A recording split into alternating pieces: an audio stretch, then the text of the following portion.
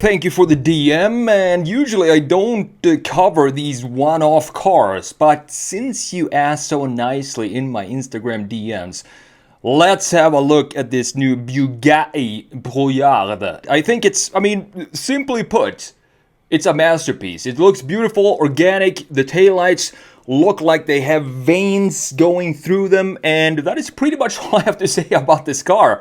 We could end the video right here, and that would be it, but let's go into a further detail, and let's have a look at what this beautiful sculpture on wheels is all about. So this is a part of a new program that Bugatti has that lets customers basically build their own cars, which is incredible. I mean, they're gonna make 2 of these a year, I think they said. So first of all, let's have a look at, before we jump in here and have a look at this design, let's check out this article from Car Scoops and let's see what this is all about. So Bugatti builds a new W16 hypercar, and you're definitely not on the list. The one-off Bugatti Brouillard looks like a coupe version of the W16 Mistral Roadster, borrowing the carbon top and W16 engine from the Chiron. Bugatti's Programme Solitaire lets elite clients commission one-off hypercars from scratch. The Brouillard uses Bugatti's older W16 chassis with 1,578 horsepower and unique bespoke design. You can see just all the details in this interior, and we're gonna, dissect this interior, because this is one of the interiors that I want to see in regular cars is available in this beautiful piece of art right here. It's just unfortunately that you're going to have to spend like $5 or $6 million. I have no idea what this costs, but several $1,000,000 to get into a simplified interior like this. It's simplified, but it has a lot of personality and the craftsmanship. It's a Bugatti. You're not going to get any more craftsmanship than this, obviously. So only 2 ultra exclusive custom builds will be created each year under this new program. It pays tribute to Ettore Bugatti's favorite horse, commissioned by Dutch entrepreneur Michel Peridon, which happens to own the largest private Bugatti collection in the world. So I guess he's, the right customer for a custom build like this. Now, at first glance, it might resemble a coupe version of the limited run W16 Mistral, but a closer inspection reveals that nearly every panel on this vehicle is completely new and completely bespoke for this vehicle. I mean, look at this design. I think it's just stunning. It looks like a Predator on wheels. The width, everything about this. I mean, how far the nose stretched out like this, similar to what we have in the Tourbillon as well. It's just on another level when it comes to car design. This looks like a concept car that actually they put into production, which is insane to think about. But of course, you're going to have to pay the price if you want a car like this, obviously. So at the front, the Brouillard has a sculpted bumper with a wide horseshoe grille. Fender-mounted LEDs, you can see them right here, looking very aggressive, but at the same time, a very organic and elegant-looking design.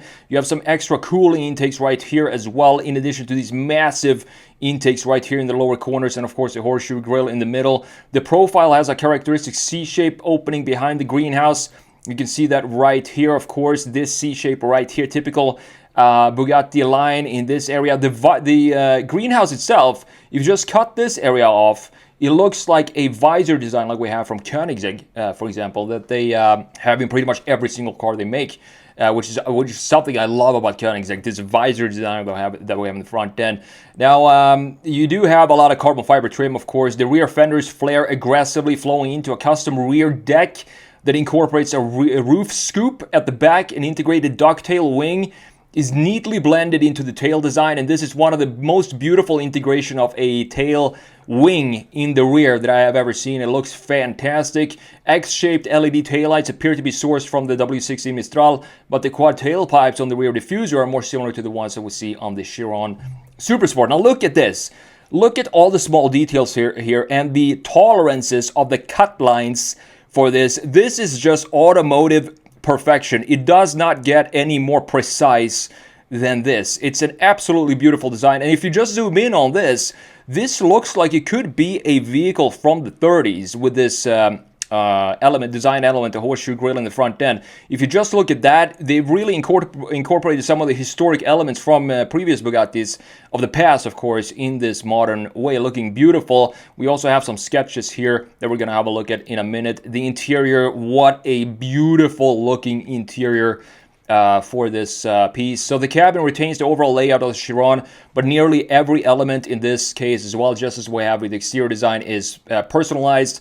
Now, a stand-up detail is the handcrafted sculpture of a Brouillard horse housed in a glass insert in the aluminum gear shifter. Now that is attention to detail, similar to what Volvo is doing with the Orifroche little logo in their crystal gear shifters as well.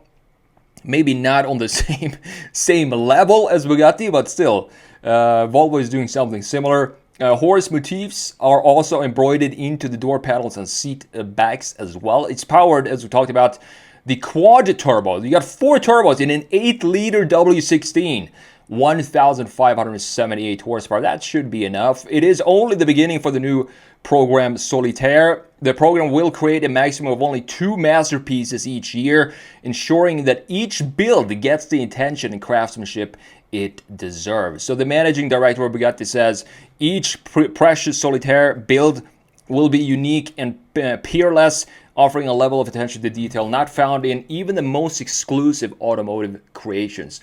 That is what sets Bugatti, apart from the rest of the car industry in general. Even if you talk about Rolls-Royce, Bentley, they just do it in a different level when it comes to personalizations of their cars. As a viewer of this channel, you get the best current deals and rebates on brand new wheels, tires, parts, and accessories for your vehicle at TireRack.com. Click the link in the description to learn more, and thanks for supporting the channel. So let's jump into Photoshop here and have a look at this beauty, this piece. This is a 100% a piece of art on wheels for me. It looks absolutely gorgeous.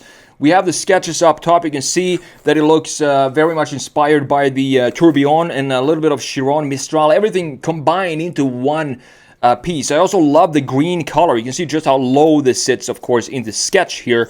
When you're sketching cars like this, you definitely want to sell the design and get the feel for the personality of the car. So everything is exaggerated. You can see the wheels, just how massive these wheels are in this sketch.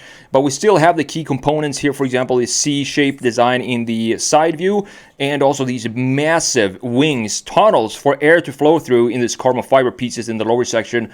Just beautiful sketches that definitely gives you the personality of the vehicle, and that is what you want to emphasize when you're sketching cars like this. Now, looking at the production version down here, this looks, I think Bugatti has, they really found their design identity with the Tourbillon as well, the Chiron too, but this new Tourbillon design language where you have the nose sticking out very far in this case, far ahead of the rest of the front end, giving it a pointy nose in the front with the horseshoe proudly presented right here. Absolutely massive intakes right on the lower corners of the front end. You have some additional intakes, as we talked about in the article, right here as well, right next to the headlight unit. I'm not entirely sure where the headlight actually are positioned. If this is the headlight unit, this just to me looks like the daytime run lights. And I can't really see the light bulbs in here, but I'm sure, they have to be in here somewhere. I'm just not entirely sure where. And then we have massive carbon fiber pieces in the lower section, gloss carbon fiber going into the side view. We have Brouillard letters right there as well. And of course, the hood design is very complex. Not something that would be feasible to put into mass production, I don't think, because it would probably cost a little too much. These are the cars that needs to be hand built, of course, if you really want to make them feel special and put all these very advanced design surfacing into a car today. So, I'm not sure if you can build a car like this with machines. Now, looking at the side view and the integration, what I want to draw your attention to is this area right here. This is one of the most beautiful rear ends I've seen in a very, very long time. Look at the muscle over the rear axle right here and how it flows beautifully into this ducktail in the rear that then houses the Mistral taillights in the rear end. Absolutely stunning design. And we have massive wheels as well. And again, the carbon fiber pieces coming back here in the side view, coming from the front, going through the front axle, down into this lower section of the side view, and then of course continuing back up, having a connection to what's going on in the rear end. The line flow of this car, I mean, as I'm drawing these lines, you can see just how well everything flows in this design. This is not any type of product design in this car. This is pure automotive perfection when it comes to design, in my opinion. We have a lot of line flow, a lot of organic lines, and as I said, it feels like an animal. It feels like a predator, this, when you're looking at it. And look at how far the nose sticks up in front of the headlight unit, for example. Headlight sits up top on the fender, and then you have the nose with the horseshoe grill sticking very far out here, looking absolutely stunning. And we have the visor design, meaning that the A-pillar here is blacked out, and then we have a wraparound visor for the greenhouse and the window in the front end, with some massive hood scoops up, roof scoops up top here to cool this massive W16 8-liter quad-turbo engine that sits right behind the driver. Now look at the rear end design. Look at the curvatures. There is not a single straight line in the rear, except for, of course, the key graphics, which is going to be the taillight unit right here. But everything else, everything around it, it reminds me a little bit of, this almost looks like it could be a McLaren to me. Because McLaren also has, I feel like the British car makers, they've almost surpassed Italy when it comes to organic and fluid designs that you want to see in cars today, specifically when it comes to supercar and hypercars like this. This is an absolutely stunning design again in the rear end. I think this, I don't have a favorite view of this. I think it's beautiful from the side view, from the front as well, and definitely from the rear. I like that everything is blacked out here, because what this does visually is removes a lot of mass in the rear end. We have massive diffusers here.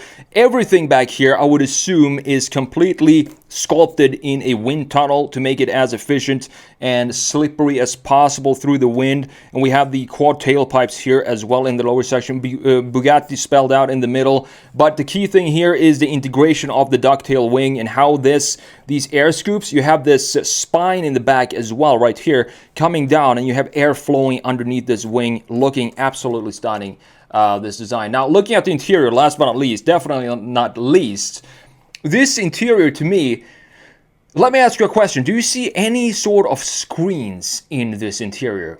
I don't see a single screen. Maybe something here in the gauge cluster is digital, but you can see the tachometer completely analog. We have maybe some analog features here in combination with some digital stuff. I'm not entirely sure, but do we have any sort of screens sitting here? Can you imagine having that inside of this one-off Bugatti? It would just not work. We have small screens inside of these buttons here. This is similar to what Audi used to do 5 or 6 years ago when they actually had some of the best interiors in the business. They also had these small little screens inside of the, I think it was Audi TT, I can't really remember, before we went into, you know, these TVs on the dash that we have right now. And the reason why Bugatti does this is because they say they want to keep the interiors timeless. They say that they want this to be a beautiful interior, 50 years from now. And if you have screens and a lot of that in your car, I mean, imagine a 7 Series 50 years from now. It's going to look so outdated. I can't imagine with like 2 massive screens and that's it. You only have old software from 50 years ago, probably updated, I'm not sure, but it's not going to look as elegant as what we have right here. Beautiful stitching and steering wheel, green carbon fiber in the lower section with the start button right here, probably some suspension setting, dry modes and stuff like that. And the small details inside of the wheel itself, the spokes looking stunning. So overall, fantastic job, of course, by Bugatti, and a very lucky customer to get this one-off design. I mean, imagine being so wealthy that you can call up Bugatti and say, hey, I have one of the largest Bugatti selections in the world, but it's still not enough. Everybody has these cars. A lot of people has the cars I have. So can you build me a personalized car just for me? And they say yes. I mean, that would be a pretty cool thing to do. It would be very interesting how to know how much involvement the customer has in the actual design process in this specific program that we have from Bugatti right now.